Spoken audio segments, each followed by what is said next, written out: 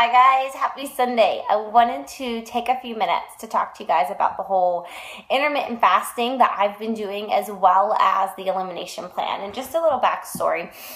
When we were coming home from London, and we were just talking about how different, how our nutrition makes us feel. And a year ago, my husband and I had actually done the Whole30 plan, and some of the other coaches I was with had also done the Whole30. So we were just kind of cross-referencing how that made us feel and thinking about, like we were on our A game with our nutrition. When you're in your A game with your nutrition, we were like, business was really on fire too. And we're like, there's totally a correlation there. Like, if you're bombing your nutrition and not staying in track there, then so often things start to fall in place other places. But you can only control so much. So you can control what you're eating, which then impacts how you're feeling. If you're feeling good, then you're doing good things. And we were like, this whole stuff kind of goes together. So what happened was started talking about, what could we do to really help stay accountable now? This is a time of year where a lot of people are going to be like, okay, it's all about the balance, and I'm going to be eating the cookies, and I'm going to be doing this, and I'm going to really hit the ground running hard in January, and I'm just going to make it through the end of the year. So we're like, okay, so instead of just surviving the last 2 months of the year, what if we thrived? What if we really dialed in our nutrition? And it wasn't so much, we've been getting together on Sunday nights and talking, and we're in a closed Facebook group where we're sharing what's working with us. But I can't say that this follows the Whole30 or follows a paleo diet or follows 21 Day Fix Extreme or follows anything specifically, but we're all doing different things and just noting how that makes us feel. That was really the end all of it. So when I did Whole30, the point of Whole30, it's actually an elimination diet. And it's designed for you to cut out certain foods for 30 days. And then as you reintroduce those foods, discover how they make you feel and what impact they have. I've done this before. So I already knew that when I eat dairy, my skin breaks out. When I eat gluten, I get really bloated. If I eat too much sugar, it's a downward spiral and I don't want to stop it. And I feel tired after. I remember the first time after Whole30, we were coming home from Texas, we were on the airplane, and I ate Swedish fish, and I swear I could have passed out within 20 minutes afterwards, and it was the sugar. So really understanding and listening to your body, what foods impact you in different ways, because we always say food is fuel. Food is what drives the way you're feeling. So what does the food do for you? So I particularly have cut out the gluten because I know that that's not something that benefits me at all. And really pretty much grains, all grains. If you think of the Shift Shop plan, that week 3 diet, that's kind of been my baseline for what I'm following. So I'm not doing dairy either. And that's a sensitivity thing on my own. Not only does my skin break out, but I get horrible belly pains, and I've just never been able to do dairy. I have had Crohn's disease. It's always been something that irritated me and upset my stomach, and as much as I love ice cream and frozen yogurt and a good yogurt parfait bowl, it doesn't do anything for me.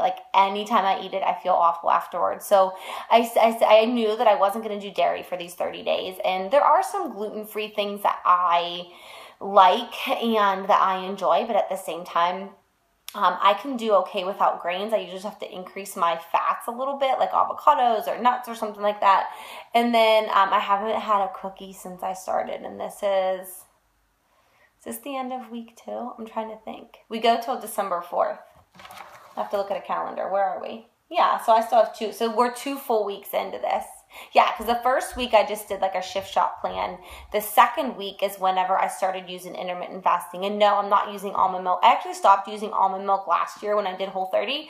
I stopped using almond milk and started using coconut water. And to be honest, I just liked the way that it made my shakes taste better. I found that it dissolved the Shakeology faster. And if I shook it, if I were to shake the Shakeology, it dissolved better in almond or in coconut water than almond milk. So I actually have stopped using almond milk about a year ago. So I'm not using almond milk, but it is dairy free. If you wanted to use it, and I think that was the whole thing, was find out what works for you. Some people are following Whole30 strictly. Some people are following a Whole30 modified. Some people are following the 21 Day Fix Extreme Countdown Competition plan. Some people are following the Shift Shop plan. Some people are just saying, I'm going to do intermittent fasting. I'm going to eat 3 meals until I'm hungry and not using containers. Really, everyone's doing their own thing, and that's where your reflection on yourself has to come into play as to what you're eating and how that's making you feeling. So that first week I just did it regularly, and then we had Chris Downing. So the first week we had Melissa McAllister on a call. And she's been a coach for a long time. She wrote the book Made. You can find it on Amazon. It's an awesome book, but she is like 19 years in at intermittent fasting. Like, that's just her lifestyle. Like, she doesn't look at it as like anything she jumped on a train to do. Like, that's just what she does. So she shared with us her eating plan and what she does and how things work for her. And it was an eye-opener. But then the following week, we had a call with Chris Downing, and that was the call where he really dove into like what he eats. And he does the intermittent fasting, even though he gets up at, has his first workout at 5 and then has another workout at 6. And bulletproof coffee, if you've seen any of the posts floating around with that, my husband started doing it a couple days ago, where you do the unclarified butter and coconut oil or MCT oil and blend it in with coffee, the bulletproof coffee. Like, he started doing that. I don't drink coffee, so I personally am not doing that. But Chris, when he was on the call last week, it was like, okay, I would want to try this intermittent fasting thing. And the more further along I got, like, I started to understand a little bit more. Like, there's other benefits to intermittent fasting. I honestly thought it would be weird to not wake up, work out, and eat, but it's kind of freeing to not have to like eat right away. And while I was hungry the first couple days, I'm not now, and like, our mornings are hectic because I get up, I work out, sometimes I do a little bit of work, get ready, then I'm getting the kids up, I'm getting them dressed, I'm getting them out the door, Aubrey on the bus, and then Colton to school. So my mornings are crazy. It's actually nice to do all that, get Colton dropped off at school, come home, and then make my shake. Like, it's easier to do that than trying to stand up shoveling my shake in while I'm trying to do everything else. So, well, I thought intermittent fasting would have been hard, and then I just stop after dinner, which I've always been someone who didn't like to eat after dinner, but like, I would snack. If I was getting the kids something, I might grab a couple crackers, or, getting Colt some strawberries, I might pop a couple berries. Not that that's bad, but like, I found myself, I was snacking more, where this kind of, my window of eating's been like 9:30 to 5:30-ish. That's about when we eat dinner. Some days it's 10 to 6. The one day I didn't eat till like 11, so it was 11 to 7. So I've really just adjusted it to make it an 8-hour window. But I actually really like it. Like, it's not so much I'm doing this from a weight loss. Like, I'm actually enjoying it. And they say it's easier on your digestive system because your body's digesting food in that small window instead of all day long. And then, there's like benefits to fasting in general. Like, fasting's in the Bible. Like, it's not a new thing. So it was just interesting to like just try it. So I'm all about trying new things. And we leave for Thanksgiving on Thursday.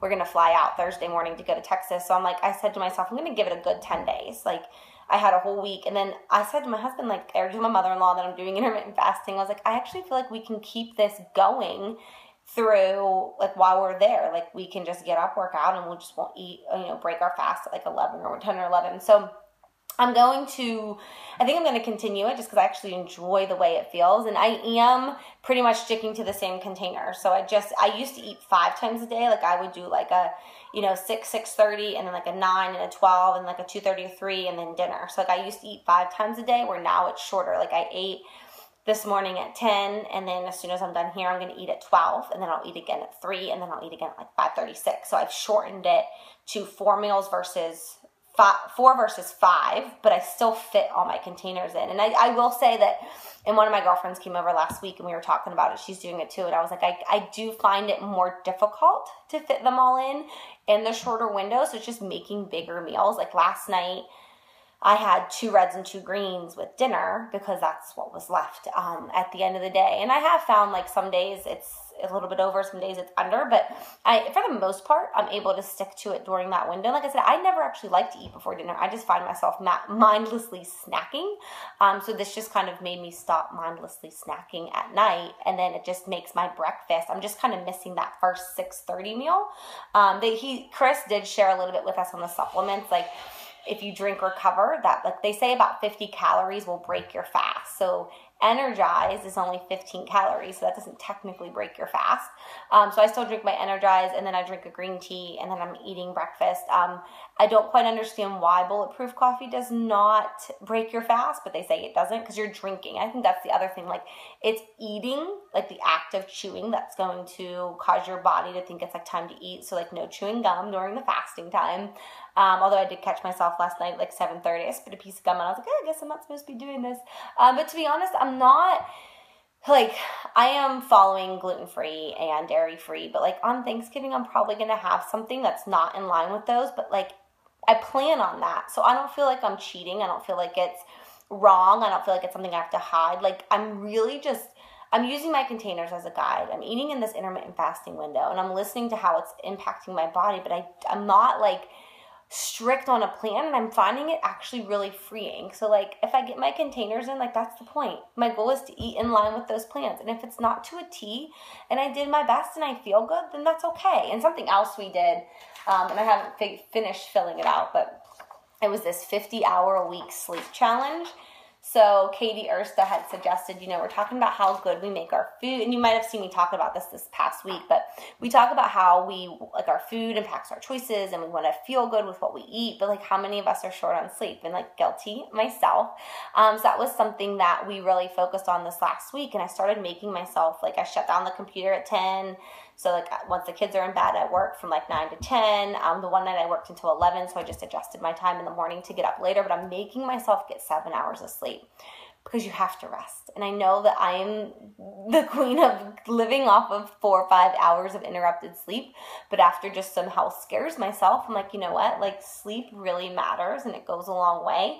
So I am going to sleep as much as I possibly can. So 7 hours has been like a sweet spot for me. I find that 7 hours I'm rested, I'm not tired in the afternoon, I feel energized. So that's the gist of it. I will share my meal plan below. I think I might have posted it in here last week. Kyle and I are actually getting ready to hit up to Costco because we're like, okay, it's a shortened week. Like we travel Thursday. You could wing it or you could plan for it. And we're like, we're going to go shopping and we're going to plan for these days. And we're going to plan that when we come back on Monday, like Monday evening, that we have stuff Monday evening, Tuesday, Wednesday, so we're not scrambling. So we really want to try to prep for ourselves so that we're not going off plan and can stick to this as best we can. So we're actually going to head out here to the store. Got a babysitter, big date out. We're hitting up Costco. But I'm just finding that the more, like we're really diligent on being prepared. And last night, he's like, let's go to dinner. I'm like, I don't even think we have to go to dinner because we have stuff in there we can cook. Like there's stuff that we can cook in our plan, and not that you can't go, like I can go out to dinner and order like a really boring salad that sticks to my plan, but why would I pay someone else to do that when I have all the stuff here I can do? And like our dinner last night turned really good. So it's like, I'm like, we would have dropped like $50-$60 on dinner and we used the food that we had in our freezer that we had already bought. So it's like making us a little more mindful, I think, too. And it's just something different to try. Like, I mean, it's not all for the weight loss. I did lose like 3.5 pounds. He lost like 6 or 7 in the first week. That's him. That's how he operates. But we're having fun with it. We're trying, we're holding each other accountable, and then we have the group. So kind of bringing it all together, I asked you guys if you wanted to join me in 21 Day Fix Extreme, because I think that when you've got we have our challenge groups, but we're the ones running those challenge groups. We're the one encouraging everyone else. Like, what if we encourage and support one another, all doing the same program? So there's a bunch of you that said, okay, I want to do 21 Day Fix Extreme too. So I didn't do a little obsessed today because I wanted to be able to rest up. My time's up with the kids. Okay. I wanted to be able to rest today before starting 21 Day Fix Extreme tomorrow. I don't like that program. I actually like 21 Day Fix better than 21 Day Fix Extreme, but good things come out of your comfort zone, and it's a challenge. I'm going to challenge myself with that. So I am going to start that tomorrow. If anyone wants to join me, I won't do that countdown to competition plan. I know realistically with Thanksgiving this week and traveling, like it's just not going to fit. I don't like the countdown to competition plan, so I'm gonna follow the regular, like how in countdown to competition you've got like an extreme day, 2 countdown days, extreme day. I'm just gonna follow the extreme calendar basically, and that'll be the 3 weeks that'll take us into December. Let's see here. So this week we've got 1, 2, 3. That brings us to like December 10th would be a round of 3 weeks. So we'll have like 10 days before a Little Obsessed comes back out. So we'll see how this goes and then go from there. But I didn't want to make another group for us, for those who want to do 21 Day Fix Extreme. I feel like we can use our team page to stay accountable and just post our days and kind of, instead of creating something new. I think that's not necessary. None of us need another group to check into or share with. But I'm hoping that by finding a place to talk about whether you're doing intermittent fasting or you're, trying different meal plans, maybe you're going to try the shift shop, whatever you're doing, like just having a place to talk to other people who are doing it too is really helpful. And if you want to take on the 50-hour sleep week challenge that I'm doing, it averages out to about 7 hours a night with an extra hour somewhere in the mix. So that's what I'm doing. I actually feel really good to make myself sleep that much.